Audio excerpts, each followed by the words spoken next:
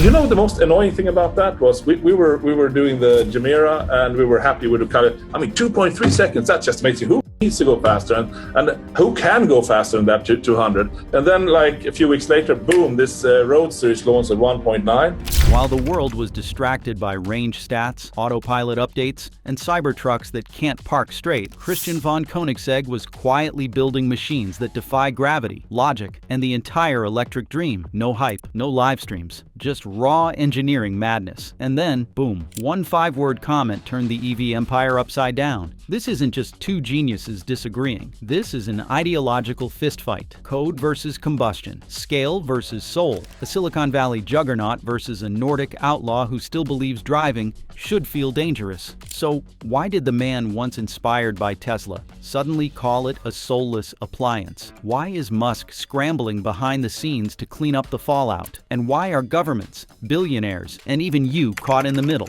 Buckle up, because by the end of this video, you'll see the future of cars in a whole new light. From admiration to skepticism. Christian once praised Elon's success. Now, his admiration has turned into something far more dangerous. In the early days of Tesla, Koenigsegg was openly impressed. He spoke highly of Elon Musk's ambition and admired the Tesla Roadster's acceleration. He even admitted to buying Tesla stock near its initial public offering and said he made easy money from it. When the Model S came out, Christian recognized it as a turning point for electric vehicles. In an interview, he even called Elon a guy with a similar mindset and praised him as an inspiring figure in the automotive space.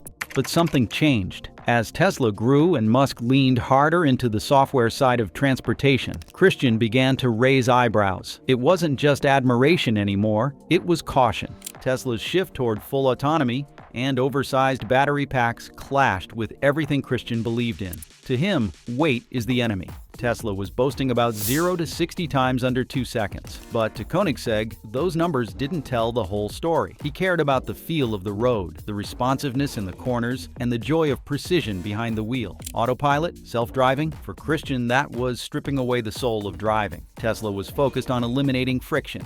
Christian was obsessed with mastering it. The deeper Tesla went into automation and screen-centric design, the more Christian pulled in the opposite direction. He publicly questioned the environmental value of massive batteries and the dulling effect of software on the driver experience. But it wasn't just the tech. Koenigsegg was watching an entire industry shift away from what made cars magical. And he wasn't going to follow silently. But it wasn't just words. Christian was about to make a move that would force Elon to face him head-on. The clash begins, a direct shot at Tesla. Christian Koenigsegg didn't just innovate, he took aim at everything Musk built, and the shot was fired in front of the world. While the auto industry drooled over autonomous features, synthetic leather, and screen upgrades, Christian was handcrafting machines that defied physics. His cars weren't just fast, they were surgical. The Jesko, the Regera, the Jumeirah, each one was a masterclass in lightweight engineering, balance, and power delivery. Tesla was adding batteries. Koenigsegg was removing limitations. Christian made it clear that the performance Tesla bragged about came at a cost, weight, lots of it. In interviews, he politely pointed out that slapping a giant battery pack under the floor might give you fast acceleration, but it also turns the car into a heavy block in the corners. The visceral feel of the road, gone. But Christian didn't just criticize, he created. Take the Regera. It doesn't even use a traditional gearbox. Instead, it runs on a revolutionary direct drive system that uses a twin turbocharged internal combustion engine combined with 3 electric motors. Instant torque, no lag, no unnecessary weight, no compromise. Tesla was building smartphones on wheels. Koenigsegg was building jet fighters for the road. And then came free valve technology, an internal combustion engine with no camshafts. Each valve controlled independently. No other car maker had the guts to try it. Christian didn't just try, he perfected it. It wasn't about selling cars, it was about pushing boundaries. And Christian's response to Musk's world-dominating narrative was clear. We'll get to the future, but we'll do it our way. But it wasn't just innovation anymore. What came next would ignite the rivalry in full force. The Bombshell, "Tell Elon I said F you," at a private industry Q&A in Europe, attended by auto executives and journalists, someone asked Christian a pointed question. Could hypercar companies like Koenigsegg survive in a world dominated by Elon Musk and electric mass production? We sifted through years of interviews, backdoor tech reveals, and cold-blooded rivalries to show you what's really happening behind the EV curtain. Now you've got the truth. Clean, sharp, and unfiltered. If that hit different, subscribe. That's all we ask. Christian leaned back, laughed softly, and dropped the hammer. Tell Elon I said F you. We build real cars, not appliances. The room went dead silent. Nobody was sure if he was joking. But within hours, the quote exploded across social media, and when it reached Elon, he completely lost it. According to insiders, Musk was livid. He dismissed Koenigsegg's cars as irrelevant toys for rich guys, and reportedly ranted in private about Christian's backwards philosophy. Screenshots of deleted tweets spread like wildfire. Musk's ego had been bruised, and Christian didn't backpedal one bit. The man who once called himself a fan had just struck the loudest blow in automotive memory. Tesla's stock didn't crash, but the ripple was real. Critics latched onto Christian's message. Was Tesla just building sterile pods for commuters? Was the soul of driving being lost? And the best part? Christian never apologized. No clarification. No PR spin. Because at the end of the day, he wasn't playing for attention. He was defending something sacred, the joy of driving. But that wasn't the end. It was just the beginning, because what happened next left even Koenigsegg's fiercest supporters stunned. The industry reacts. In the aftermath of Christian von Koenigsegg's jaw-dropping statement, the automotive world didn't just flinch, it trembled. This wasn't just a rivalry, it was a complete rupture in the narrative the industry had been selling for over a decade. For years, Tesla had positioned itself as the inevitable future, but suddenly that story cracked, and behind it was a quiet genius from Sweden who had built his empire on carbon fiber, combustion, and raw mechanical brilliance. The immediate reaction wasn't loud, it was tense. Legacy automakers didn't jump to respond with flashy tweets or PR campaigns. They froze. Behind closed doors in Stuttgart, Maranello, Tokyo, and Detroit, executives held emergency meetings. Koenigsegg had done something no one else dared to do: challenge not just Tesla's product, but Tesla's philosophy. And now the titans of industry were scrambling to decide whether to double down or pivot. Ferrari, long the gatekeeper of heritage and sound, began reconsidering its timeline for full electrification. Suddenly, synthetic fuels weren't just a footnote, they were a priority. Porsche, which had already been experimenting with e-fuels in Chile, found fresh motivation to accelerate that work. Engineers whispered about Koenigsegg's free valve technology, his hybrid innovations, and the way his cars connected with drivers on a human level. It was as if Koenigsegg had reignited something they thought was gone: pride in engineering for its own sake. Meanwhile, Tesla wasn't idle. Musk's ecosystem of loyal fan accounts went on the offensive, flooding social media with acceleration stats and AI-driven features. But something was different. The tone shifted. Gone was the playful mockery of slow legacy brands. In its place was a more defensive, almost anxious energy. Tesla's messaging tilted harder toward mission and global impact, because deep down, they knew Koenigsegg had struck a nerve.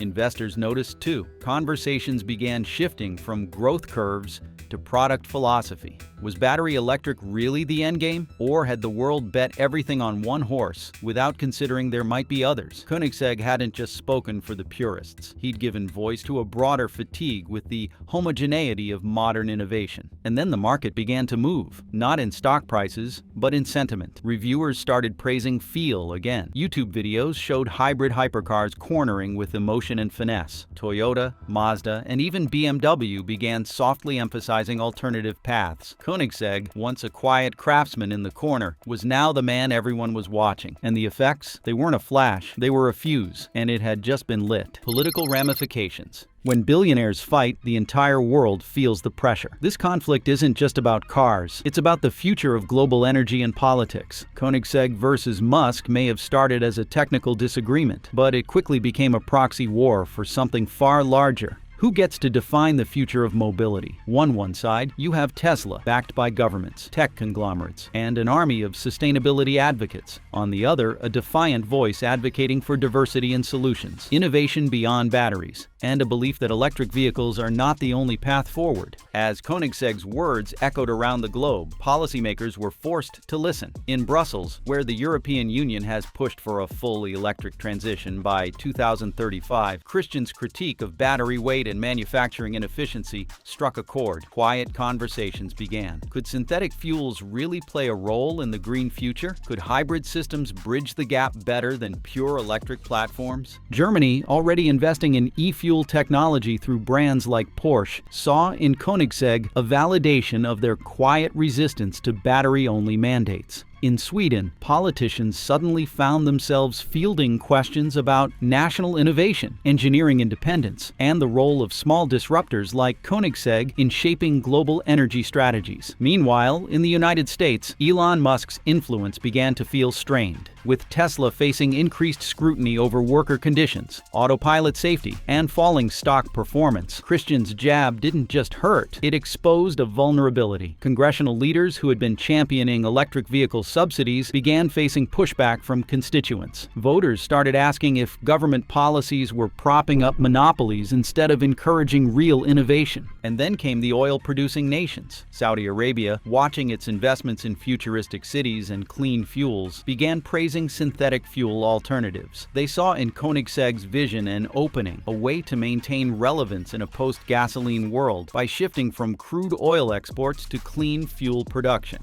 In a strange twist, the loudest advocate for combustion had just given the energy giants of the past a lifeline into the future. But this wasn't just about engines, it was about ideology. Koenigsegg's vision suggested a world where multiple technologies coexist, where the market isn't forced into a single template, and where the soul of driving doesn't have to be sacrificed on the altar of convenience. And as the debate grew louder, one thing became clear. This wasn't just Koenigsegg versus Musk. This was a referendum on how the world moves forward, by optimizing or by diversifying. But the real question isn't just who's winning, it's who gets left behind in the wake of this collision. The soul of driving versus the code of control. One man wants you to drive like a god. The other doesn't want you to drive at all. That's the battle line, drawn not in rubber or software code, but in a burning ideological war over what cars should be. To Christian von Koenigsegg, the soul of a car isn't in its battery or its computer. It's in the scream of an engine climbing to 9,000 revolutions per minute. It's in the twitch of a steering wheel, the dance of throttle control, the feedback from tires that whisper rather than text. Driving isn't just transportation,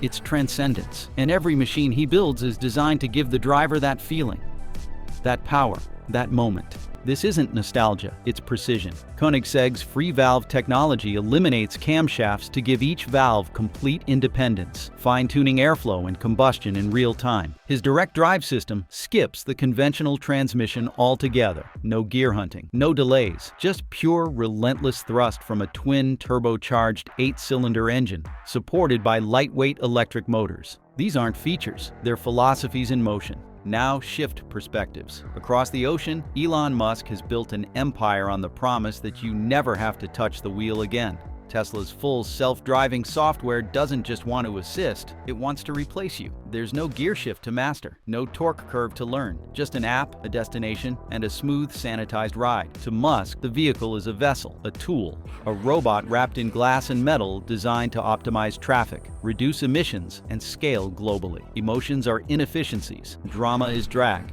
He doesn't want driving to be thrilling, he wants it to be invisible, and that's where the collision begins. Because to Christian, a car stripped of feeling isn't progress, it's a coffin on wheels. A car without sound, weight, or response isn't an evolution, it's a surrender. His entire mission, his life's obsession, is rooted in the belief that driving must remain a physical, emotional experience. Not just a software update, but Musk. He wasn't just ignoring Koenigsegg, he was about to strike back with something massive. Musk's silent retaliation. He didn't clap back with a tweet. He answered with a roadmap. While Koenigsegg's 5-word comment reverberated across the automotive world, Elon Musk didn't take to social media to air his frustration. Not at first. Instead, Tesla began rewriting its future. Behind closed doors, Tesla insiders claim the product strategy shifted. The Roadster, once a dormant prototype teased in 2017, suddenly found new energy. Track mode features started appearing in software updates. Plaid variants of Tesla's sedans and sport utility vehicles emerged, not just faster, but marketed with supercar swagger. The message? Tesla wasn't afraid of performance, Tesla was performance. And while Christian was doubling down on raw mechanics, Elon focused on digital mastery, new over-the-air performance tuning, advanced traction control algorithms, enhanced battery cooling systems for extended high-speed runs. Everything Koenigsegg stood for, Tesla countered with code. But was it coincidence?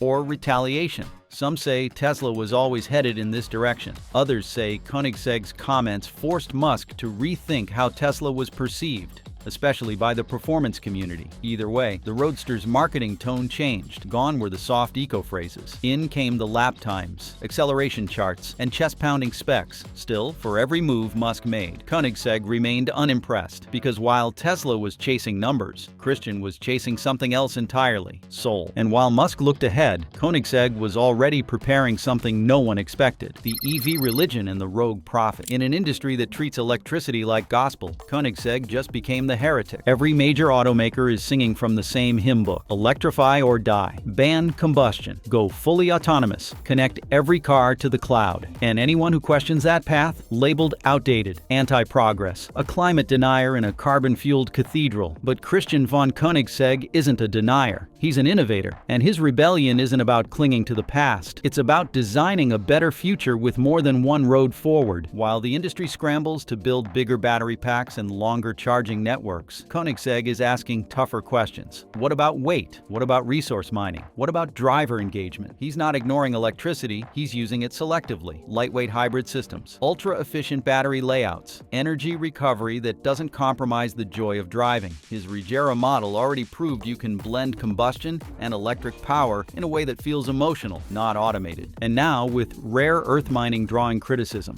lithium supply chains under scrutiny, and electric vehicle grid strain becoming a real issue, Koenigsegg's caution suddenly sounds prophetic. He's not saying no to electric, he's saying yes to alternatives. And then came his boldest move yet, one that even Tesla fanboys couldn't laugh off: the fully electric Koenigsegg. He said he'd never do it until he did it better than anyone else. The day Koenigsegg announced a fully electric Gemera, the automotive world went quiet. This was the man who mocked bloated battery packs and sterile electric dynamics. This was the man who defended combustion as an art form. Now, he was stepping into the electric arena, but on his terms. The electric Gemera didn't weigh like a tank. It didn't handle like a software demo. It was lightweight, agile, and designed with the same obsessive focus on driver connection that made Koenigsegg famous. The battery, smaller, smarter, integrated into the chassis to preserve balance. The power, otherworldly. But the goal wasn't to shock the dyno, it was to preserve the thrill. Compared to the Tesla Roadster, the electric Gemera felt like an entirely different species. One was a digital sledgehammer, the other, a precision-built instrument. One focused on automation, the other, pure acceleration, raw sound simulation, and responsiveness that made it feel alive. Koenigsegg didn't just enter Tesla's world, he redesigned it, and suddenly the battle wasn't just personal, it was global. The war for regulation. This fight isn't happening in the garage anymore, it's happening in Parliament. As Koenigsegg's philosophies gained traction among engineers, they started catching the attention of policymakers. And the timing couldn't have been more volatile. Across Europe, North America, and Asia, governments are scrambling to define what sustainable mobility should really mean. And suddenly, Koenigsegg's alternative path, hybrid innovation, synthetic fuels, mechanical minimalism isn't fringe anymore. It's a political fault line. Take the European Union. Once fully committed to a battery-powered future, legislators are now rethinking blanket bans on combustion engines. Germany and Italy have begun lobbying to include e-fuels in future emission standards, an argument lifted straight from Koenigsegg's playbook. The core message: if a carbon-neutral engine can outperform a lithium-loaded electric vehicle in total life cycle emissions, then why kill it? In the United States, the debate is shifting too. Pressure is mounting to reassess electric vehicle subsidies, especially amid rising concerns about battery recycling, grid dependency, and raw material shortages. Behind the scenes, lobbyists representing smaller automakers, and yes, even startups mimicking Koenigsegg's model, are pushing for a broader definition of green technology, one that includes synthetic fuels, weight limits, and a re-emphasis on vehicle efficiency beyond battery size. Think tanks are weighing in too. The question they're asking is simple: are we building a sustainable future, or just replacing one form of environmental harm with another? Koenigsegg's restraint, his refusal to mass produce, his insistence on emotional mechanics suddenly seems prophetic. Where Musk sees a future of rolling data centers, Christian sees a future where driving still matters, and sustainability isn't monopolized by silicon. And just when this political storm was peaking, Musk made his move. Elon Musk's last-ditch play. He doesn't like losing, and he was losing fast. For years, Elon Musk had played offense, set the agenda, shocked the media, rewrite the narrative. But after Koenigsegg's quiet crusade began drawing global attention, Tesla found itself in unfamiliar territory. On the defensive, Musk didn't rage publicly this time. He didn't issue a direct statement, but what followed was unmistakable. Product updates, marketing pivots, and a quiet but unmistakable shift in messaging. Reports began surfacing that Tesla was developing a track-focused variant of its long-teased Roadster, a car not just for efficiency, but for driving pleasure. Gone were the typical talking points about sustainability and safety. In their place, acceleration stats, G-force curves, and lap times. Then came a wave of tweets, not from Musk, but from Tesla's orbit, hinting at partnerships with performance brands, new chassis innovations, and even revised weight management strategies. It wasn't an apology, it was a counterattack. Insiders say Musk was furious, not because Koenigsegg insulted him directly, but because Koenigsegg rewrote the rules of the game. While Tesla had been sprinting toward full automation and global scale, Koenigsegg had carved a second path, one that made Tesla's future feel sterile, even hollow. And maybe that's why Musk pivoted, not just to regain the edge, but to protect the idea that Tesla still understood what performance truly meant. But it may have been too late, because Koenigsegg was never playing the same game. Two futures, one collision. This isn't about one car beating another. It's about what kind of world we want to drive into. Christian von Koenigsegg and Elon Musk never signed up for this rivalry, but their philosophies collided in a way that has now reshaped the global conversation. Not just about cars, but about culture, control, and what it means to feel alive behind the wheel. Koenigsegg represents scarcity, craft, the romance of motion. Musk represents ubiquity, data, and a world run by machines. One builds machines that are loud, imperfect, and personal. The other builds machines that are silent, flawless, and increasingly inhuman. And now we're all caught in between. Driver laws are being rewritten. Performance bans are being debated. Insurance models are being overhauled to accommodate or penalize autonomous vehicles. Artificial intelligence is slowly replacing instinct. And somewhere in all this chaos, we're being asked to choose. Roar or whisper, wheel or code. Maybe that's why Koenigsegg's final move didn't come with a press release or a mic drop. It came with a quiet warning, buried in carbon fiber and combustion. The future doesn't have to be silent. Because in the end, maybe Koenigsegg didn't wipe the floor with Musk to win, but to remind us what we're about to lose. Are we racing toward progress, or are we quietly surrendering the soul of driving to algorithms, batteries, and silent machines? What do you think? Let's know in the comment below.